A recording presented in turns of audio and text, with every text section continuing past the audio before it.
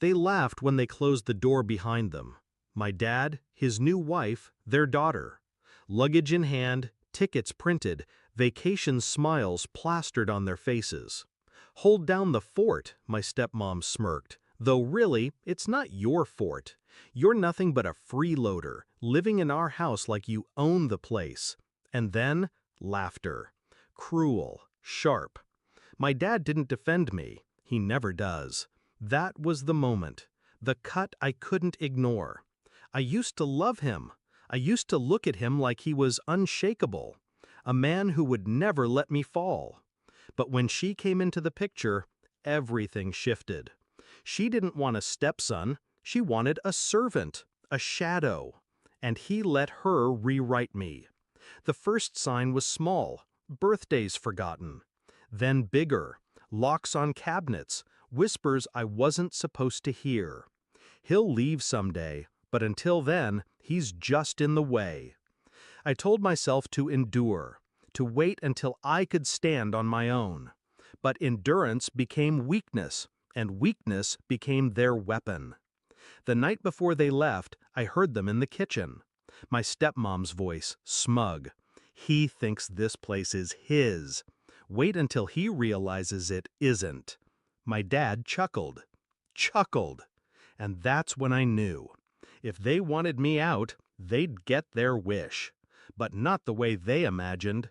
I didn't rage. I didn't confront. I planned. I knew their patterns, where they kept the deed, the safe, the mail, the passwords written in sloppy pen inside kitchen drawers. My father has never been careful. His trust in her blinded him, and their arrogance blinded them both. The house may have been theirs legally, but paper is fragile. Paper can be moved. Paper can be burned. The morning they left, I played the obedient son, waved from the driveway as they piled into the car. Their laughter echoed as they drove away, the new family picture, me excluded, on its way to the airport. I waited an hour. Then I started. Step 1, I pulled the documents. Mortgage statements, bank letters, the spare keys to the safe. Evidence of what they owed, what they risked. I photographed everything. Sent copies to myself, hidden under encrypted folders. Step 2, I made calls. To a landlord I'd been in touch with for months, waiting for the right time. A small apartment, cheap, mine under my name alone.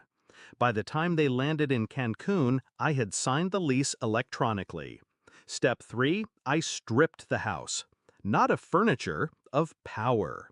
Their utilities were under automatic payments, tied to accounts I now had information for. A few clicks, a few cancellations. Quiet destruction. When they returned, there would be no electricity, no water, no internet, nothing but walls. Step 4, I packed my life. Not much, really. Clothes, books, a laptop. I left the rooms hollow, so when they opened the door, it would feel less like a home and more like a shell. By the time the sun set, I was gone. The house stood still, silent, waiting for them to return, empty-handed. I didn't leave a note, didn't need to. Silence has a sharper edge. They came back 2 weeks later. I wasn't there to see it, but I imagine the scene. Dragging suitcases across the driveway, laughter fading into confusion when the lights wouldn't turn on, anger when the taps ran dry, panic when the fridge hummed dead. And then the silence. No trace of me. No son waiting at the door. I let them feel it, the void.